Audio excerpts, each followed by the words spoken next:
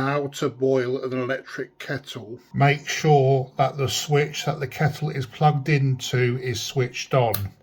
Fill the kettle with water, but don't go overboard for the sake of your electricity bill and the environment. Flick the switch on the kettle and wait for it to boil. Now, this may take a while, so here are some things you can do in the meantime.